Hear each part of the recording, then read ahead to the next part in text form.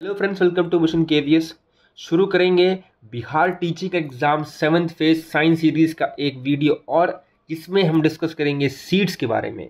अब सीड्स के बारे में डिस्कस हमने पहली बार नहीं कर रहे हैं ये, क्योंकि इसका हम थोड़ा बहुत इसकी जानकारी हम कर चुके हैं कृषि वाली वीडियो में। कृषि का पार्ट 1 पार्ट 2 में हमने जब डिस्कस किया था कृषि के बारे में, क्या स्टेप्स है, क्या मेथड्स है, क्या बुआई है, क्या सिंचाई है और किस तरीके से फार्मिंग की जाती है, क्या चीज़ ध्यान में रखनी होती है, क्या नहीं रखनी होती है, वर्मिंग कंपोस्ट के बारे में हमने सीखा समझा। तो जितनी भी चीज़ें हमने डिस्कस की अब तक वो सब एक दूसरे से इंटर रिलेटेड है और ये साइंस का टॉपिक है। अब ये साइंस का टॉपिक आपके बिहार एससीईआरटी बोर्ड की बुक में है, ये कहीं अलग से नहीं पढ़ रहे हैं हम, अब वहीं से पढ़ रहे हैं। जो पूछना है उसको तो वहीं से क्वेश्चन भी बनेगा। तो अब ये बीज के बारे में जो हम पढ़ने वाले हैं ये साइंस का टॉपिक है, पर जीएस के यानी कि आपका जो बिहार के टीचिंग एग्जाम के लिए जीएस के आने वाली है, आपका ज्योग्राफी है, हिस्ट्री है, पॉलिटिकल है, या आपका कोई इकोनॉमिक का भी आपका कोई क्वेश्चन बनता है, उसके लिए ऑलरेडी वीडियो सीरीज चल रही है। आपने अगर नहीं देखा आप उसको भी देख सकते हैं जाके। बात करेंगे सीड्स और बीज के बारे में आज। तो क्या है इसके समझेंगे हम, क्या इसके पार्ट्स हैं और कैसे इसमें जो क्वेश्चन बनना है वो कैसे बनना है। क्योंकि ये बीज के बारे में अगर आपने समझा पढ़ा होगा थोड़ा बहुत भी, एससीईआरटी बोर्ड जो है आपकी बिहार की, उसमें क्लास 5th में यानी कि बिखरते बीज भी एक चैप्टर दिया गया है जो कि सीधा रिलेट करता है इससे। और बाकी साइंस का तो है ये टॉपिक है, क्लास 8th का, 7th का, 6th का, जहाँ भी आप उठाकर देखेंगे आप इसको। तो बात करेंगे सीड्स के बारे में। शुरू करते हैं बिल्कुल बेसिक से सीड के बारे में, बीज के बारे में समझने से। क्या है कि भाई सीड जो है 2 पार्ट में डिवाइड है। ठीक, कितने पार्ट में डिवाइड है? 2 पार्ट में। क्वेश्चन बना अगर कि सीड्स को कितने भाग में बांटा गया है तो 2 में लगा के आना, 4 नहीं, 3 नहीं, 1 नहीं, 2 में। ठीक, नंबर 1 बात। दूसरी बात, सीड्स के 2 पार्ट का नाम अगर पूछ लिया जाए option A B C D में कहीं भी, तो टेग्मा और टेस्टा। क्या? टेग्मा और टेस्टा। टेग्मा कौन सा है भाई? टेग्मा अंदर का है, टेस्टा कहाँ का है? बाहर का है। यानी कि टेस्टा मतलब जो बीज की बाहरी परत है उसको कहते हैं टेस्टा, टेग्मा कहते हैं अंदर की परत, इसको कहते हैं हम टेग्मा। तो ध्यान रखना, टेग्मा टेस्टा। अगर पूछे क्वेश्चन कि बीज का आवरण कितने पार्ट में है तो भी 2 है। बीज के बाहर के और अंदर के आवरण को क्या कहते हैं? टेग्मा टेस्टा। बीज के बाहर के कोट को क्या कहते हैं? टेस्टा। बीज के अंदर के कोट को क्या कहते हैं? टेग्मा। बीज की सुरक्षा कौन करता है? टेग्मा टेस्टा। तो यार क्वेश्चन कितने बन रहे हैं, देख रहे हो क्वेश्चन कितने बन रहे हैं। तो ऐसे ही क्वेश्चन बनने हैं और कोई क्वेश्चन नहीं बनने अलग से, सीधा नहीं पूछेगा, ये घुमा कर ही पूछेगा। तो आपको बेस समझना है, उसके बाद इसको अपनी थिंकिंग में इसको क्या करना है? डेवलप करते रहना है। ठीक, अब बात करेंगे हम माइक्रोफाइल के बारे में। माइक्रोफाइल क्या है भाई? अब माइक्रोफाइल आप देख रहे होंगे डीप हिलिम, यानी कि जो डीप हिलम है छोटा सा, यानी कि जो गड्ढे में जो भरा है इसको हम डीप हिलिम कहेंगे। बट ये जो सर्कल है गोल सा, इसको माइक्रोफाइल कहते हैं। माइक्रोफाइल आपने देखा होगा चने में, काबुली चने में बहुत बड़ा होता है, काफ़ी अच्छे से दिखता है ये। आपका कोई भी सीड ले लो उसमें माइक्रोफाइल होगा। अब माइक्रोफाइल जितना अच्छा होगा, स्वस्थ होगा, उतना बढ़िया आपका बीज होगा। माइक्रोफाइल अगर डैमेज है, अगर माइक्रोफाइल में कीड़े लग गए हैं तो बीज खराब हो जाता है। तो माइक्रोफाइल बहुत इंपॉर्टेंट है, छोटा सा छेद होता है। तो अगर पूछे क्वेश्चन कि चने में, या फिर अगर पूछे कि सीड में यानी बीज में छोटा सा छेद, उसको किस नाम से जाना जाता है, कि what do we call the seed hole in that seed, यानी पूछा जाए कि छोटे से छेद को क्या कहते हो सीड में, तो उसका नाम अगर पूछे तो माइक्रोफाइल आपको जाना है। किसके साथ? माइक्रोफाइल के साथ। अब बात करते हैं हम सीड के बारे में। हमने इतना समझा सीखा, तो किताब में आपके चीज़ें दी तो नहीं गई होती डिटेल में, बट हमें समझना डिटेल में है, क्योंकि हमें डिटेल में समझेंगे तभी आंसर कर पाएंगे। वरना सारे क्वेश्चन के सारे ऑप्शंस, जितने भी आप ऑप्शन पढ़ते रहोगे सब एक जैसे लगते रहेंगे। क्या है हमारा अगला कि फॉस्फोरस। अगर क्वेश्चन बने कि बीज यानी कि समय, किस समय बीज बोते समय किस फर्टिलाइजर की आवश्यकता पड़ती है, यानी किस फर्टिलाइजर, किस उर्वरक का यूज करते हैं हम, बिल्कुल मार के आना फॉस्फोरस। कोई नाइट्रोजन नहीं, नाइट्रोजन बच्चे कर देते हैं, बहुत गलत होता है। तो फॉस्फोरस करके आना कि बीज बोते समय हमें किस फर्टिलाइजर की जरूरत पड़ती है, भाई फॉस्फोरस की पड़ती है। अगर पूछे कि बीज बोने के बाद, यानी कि आपने बीज बो दिया, छोटे छोटे प्लांट उग गए, अब किसकी जरूरत पड़ेगी, तब नाइट्रोजन की पड़ती है। ध्यान रखना, बीज बोने के पहले फॉस्फोरस, बीज बोने के बाद नाइट्रोजन, ये बात बहुत कॉमन है। अच्छा, बीज बोने से पहले यानी कि बीज बोते समय, या कहें बीज बोने से पहले भी बीज बोया नहीं है, बीज बोने के समय की बात अगर करता है अगर, तो फॉस्फोरस के साथ जाना। अगला क्वेश्चन एक और बनता है कि seeds are kept in the godown. अब जब गोडाउन में सीड को केप्ट रखते हैं तो उस समय कौन सा कोट किया जाता है, किसका कोट होता है वो, तो वो कोट होता है, कोट मतलब लेप होता है वो फास्फोरस का। तो अगर क्वेश्चन पूछे कि गोदाम में रखने के लिए बीज पे कौन सा लेप लगाया जाता है, तो फास्फोरस का लेप लगाया जाता है, ताकि कीड़े मकोड़े ना लगे और वो खराब ना और लंबे समय तक उसकी जो है डेडलाइन चलती रहे। अब पूछता है कि किस हार्मोन के थ्रू, यानी कि किस हार्मोन के रीजन से या किस हार्मोन का कारण है, यानी कि कौन सा हार्मोन है हमारे सीड में जो उसको जर्मिनेशन यानी कि अंकुरण के लिए, अब अंकुरण आपको पता ही होगा, आपने जब चना बोया होगा, चने में देखते हो अब छोटी सी सफेद कलर की एक पूंछ निकलती है, उसको हम जर्मिनेशन प्रोसेस कहते हैं। तो जर्मिनेशन कहें या अंकुरण कहें, तो अंकुरण के लिए, जर्मिनेशन के लिए सीड में कौन सा हार्मोन होना जरूरी है, और कौन सा हार्मोन जिब्रेलिन है, कौन सा हार्मोन है, जिब्रेलिन है। तो कौन सा हार्मोन जर्मिनेशन के लिए आवश्यक है, अंकुरण के लिए आवश्यक है, ऑप्शन मार के आना जिब्रेलिन में। ठीक, कोई दिक्कत नहीं, यहाँ तक बढ़ते आ गया। अब बात करते हैं हम जर्मिनेशन की। अब जर्मिनेशन आपने वर्ड सुन लिया है, अगर समझ पाए तो ठीक, नहीं समझ पाए तो समझते हैं।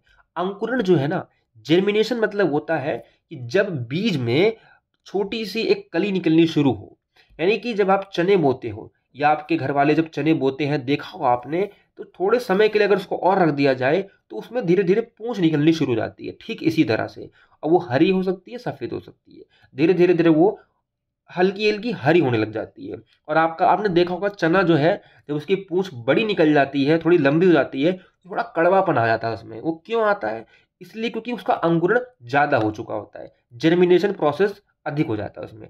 तो अंकुरण जर्मिनेशन प्रोसेस के लिए ये क्वेश्चन जरूर बनता है कि क्या चीज आवश्यक है, क्या चीज आवश्यक नहीं है। ये आपका ईवीएस में भी है टॉपिक, ये आपका साइंस में भी टॉपिक है।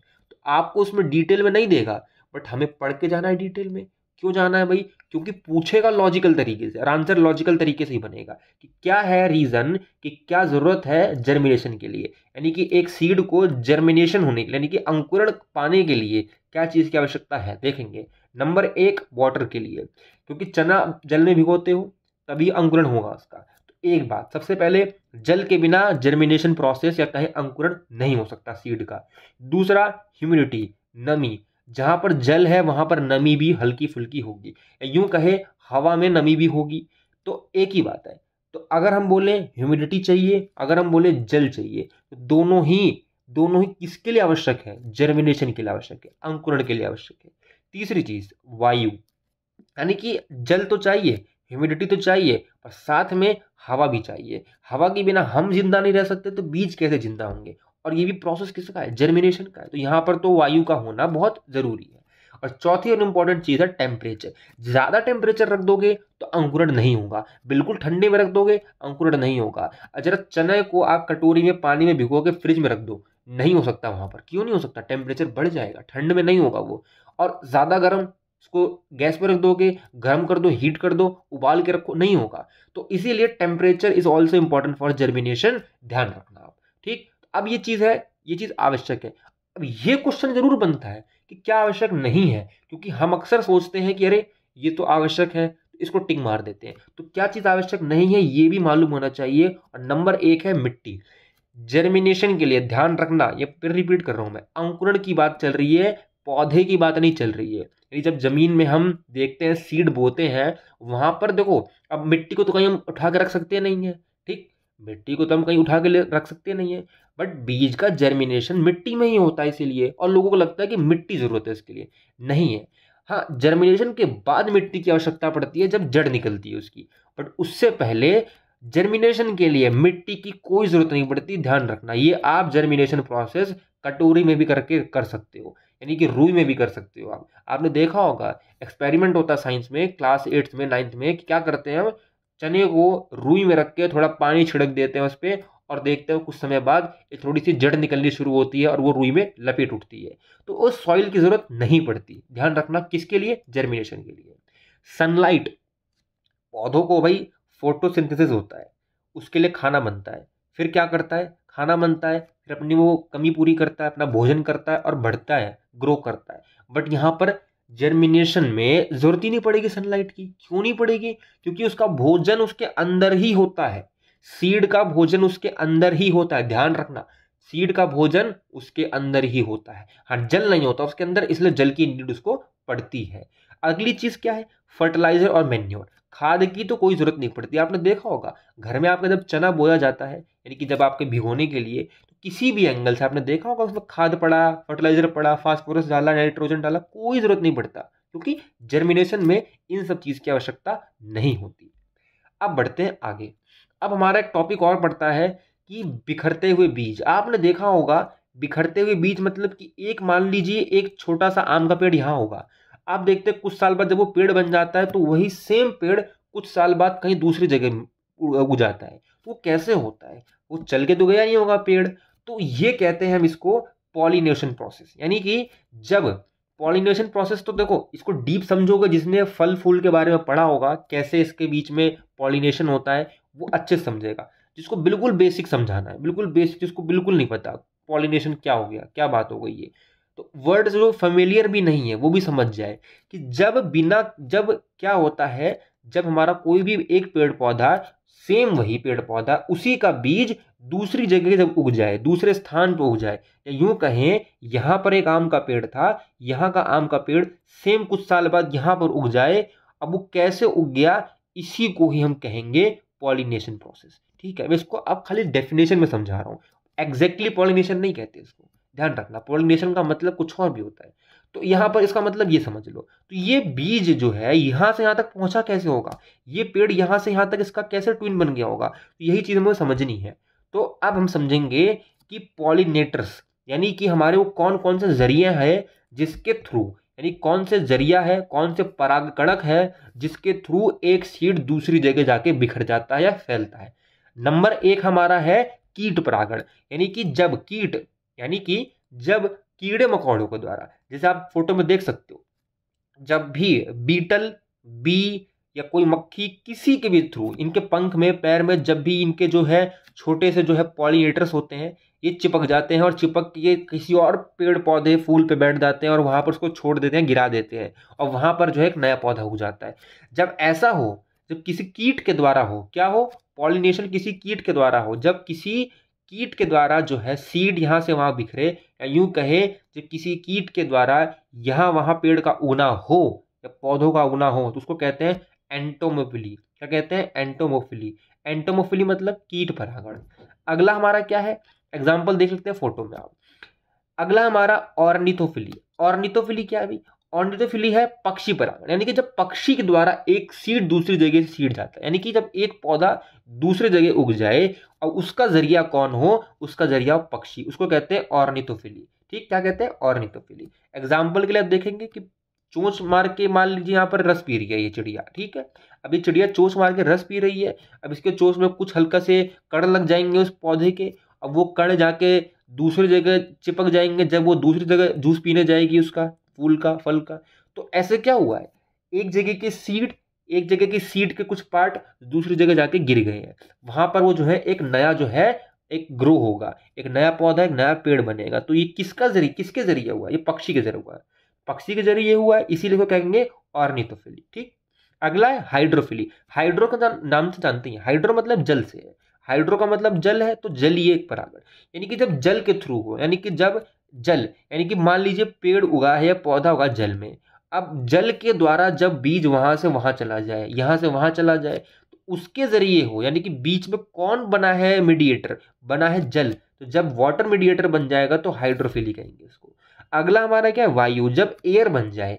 अब आपने देखा होगा धान की जब खेती होती है, तो धान की खेती में अगर पूछा जाए धान की खेती में कौन कर सकता है, भाई पक्षी कर नहीं सकता, कीड़े मकोड़े कर नहीं सकते, जल नहीं कर सकता, तो एक बड़े लेवल पे वायु ही कर सकती है, हवा कर सकती है। हवा ने झोंका मारा, उधर गए धान के खेत हल्के से, फिर उधर गए, तो धान के लहराते खेत जो हैं वो एनिमोफिली जा रहा होता है। एनिमोफिली मतलब वायु परागण से होता है वो, तो वायु परागण से एक दूसरे पे जो है वो क्या करते हैं, वो एक तरीके से निषेचन करते हैं, इसे हिंदी में कहते हैं, और उसके बाद जो है एक नया पौधा निकलता है। तो ध्यान रखना आप ये, तो एनिमोफिली किसका है, वायु के थ्रू जब क्या हो, सीड एक जगह से दूसरी जगह ट्रांसफर होता है।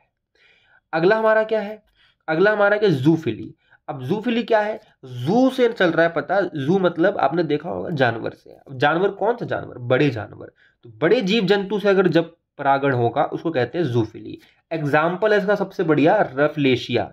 रफलेशिया सबसे बड़ा फूल है। अब सबसे बड़ा फूल है तो इसका पॉलिनेशन कौन करेगा, यानी कि इसका निषेचन कैसे होगा, इसका बीज दूसरी जगह जाकर कैसे गिरेगा, तो इसका निषेचन यानी कि इसके लिए पॉलिनेटर का काम कौन करता है, वो करता है हाथी।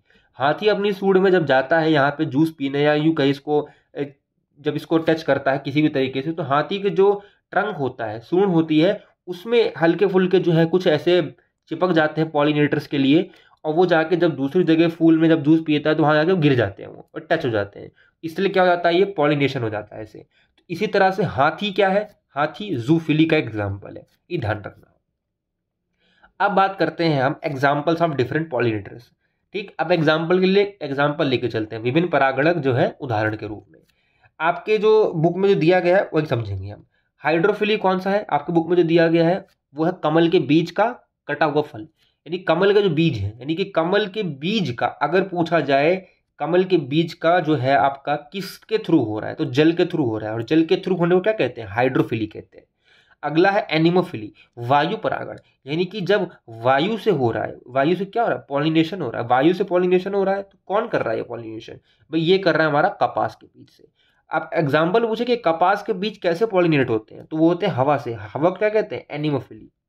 अगला हमारा पूछता है कि अगर अगर गोरख का या गोखरू का बीज पॉलिनेट कैसे होता है, गोखरू का बीज एक जगह से दूसरी जगह जाने का रीजन क्या है, मेथड क्या है, किसके थ्रू जाता है, तो जूफिली, बड़े जीव जंतु को द्वारा जाता है। बड़े जीव जंतु मतलब हो सकता है जैसे हिरण हो सकता है, शेर हो सकता है, भेड़िया हो सकता है, यानी कि बड़े जीव जंतु, ठीक है। तो उनके थ्रू जब ये उनके बालों में चिपक के दूसरी जगह जाके गिर जाता है, वहां एक नया पेड़ पौधा उग जाता है, उसको कहते हैं जूफिली, ठीक है। अच्छा, आगे हम समझें ऑर्निथोफिली, पक्षी वाला कैसे होता है, आपके बुक में दिया है कि जब भी पीपल बरगद अमरूद की बात करेगा, यानी कि पीपल बरगद अमरूद की बात करेगा, तो उसके लिए कौन करता है पॉलिनेशन, उसके लिए करता है ऑर्थोफिली। ऑर्थोफिली कौन है, पक्षी वाले, यानी कि पक्षी के थ्रू पीपल का, बरगद का, अमरूद का क्या होता है, बीज एक जगह से दूसरी जगह ट्रांसफर होता है। अगला है एंटोमोफिली, कीट परागण। अच्छा, कीट परागण किससे होता है, कीट परागण के लिए एग्जाम्पल आपके बुक में दिया गया है, तो कमल का है। अब कमल यानी लोटस, अब अगर पूछता है कि लोटस का, कमल का पॉलिनेशन किस कीट के थ्रू होता है, ये क्वेश्चन बड़ा फेमस है कि किस कीट के थ्रू होता है, तो वो बीटल है, भौरा। भौरा जो है कमल का पॉलिनेशन करता है। क्वेश्चन ध्यान रखना, कीट यानी कि एंटोमोफिली में कमल में कौन सा कीड़ा या कहीं कौन सा कीट जब पॉलिनेशन करता है, तो एंटोमोफिली में कौन सा करे कमल का, भाई सीधा लगा देना बीटल, कौन सा, भौरा करेगा, बिल्कुल एकदम अच्छी चीज है। अब बात करें अगले हम, कुछ ऐसे हैं कि जो किसी के थ्रू नहीं होते, जो अपने आप हो जाते हैं। अपने आप होने का मतलब क्या है, वो अपने आप फूट जाते हैं और गिर जाते हैं जमीन पे, यानी कि अपने आप मुरझा के टूट फूट के गिर जाते हैं और अपने आप वो एक नया पौधा उग जाता है, यानी कि किसी के थ्रू नहीं होता। सेल्फ पॉलिनेटर्स कौन कौन से हैं, पी प्लांट, मटर का पौधा, जॉर्ज मेंडल आपने देखा ही होगा, पढ़ा होगा क्लास 9-10 में।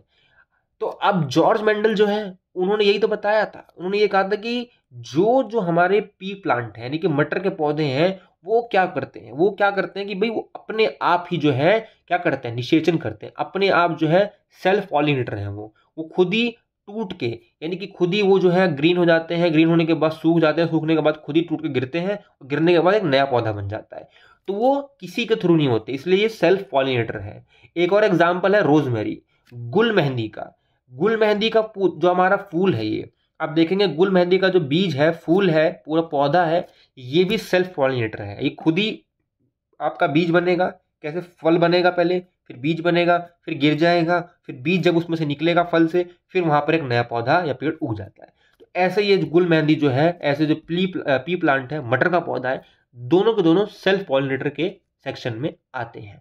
और पीछे हमने डिस्कस किया वो सारे क्रॉस पॉलिनेटर में आते हैं। क्रॉस मतलब जब एक जगह से दूसरी जगह पॉलिनेशन हो रहा है, बट किसके थ्रू हो रहा है ये इंपॉर्टेंट है, आपको याद रखना, ये मत भूलना गलती से, और ये एग्जाम्पल मत भूलना। एग्जाम्पल पूछेगा एग्जाम में कि गुल मेहंदी के फल और फूल जो हैं या बीज हैं वो किसके थ्रू पॉलिनेट होते हैं, किसके थ्रू एक जगह से दूसरी जगह जाते हैं, तो ये सेल्फ होते हैं, किसी की जगह नहीं जाते, ये बेसिकली बस्ट होते हैं, ये चटक के, ये चटक मतलब चटक जाते हैं, फूट जाते हैं और अपने आप गिर जाते हैं, ये ध्यान रखना। और अगर पूछे कि पक्षी के द्वारा कौन सा होता है, ये पूछ ले इसमें से जंतु द्वारा कौन सा होता है, तो आपको एग्जाम्पल्स याद रखने बड़े अच्छे से। तो ये था हमारा एक छोटा सा टॉपिक पर बहुत इंपॉर्टेंट टॉपिक कि सीड्स के बारे में हमने सीखा समझा। इसी तरह हम मिलेंगे नेक्स्ट इंपॉर्टेंट वीडियो के साथ। तब तक के लिए देखते रहिए आप मिशन KVS।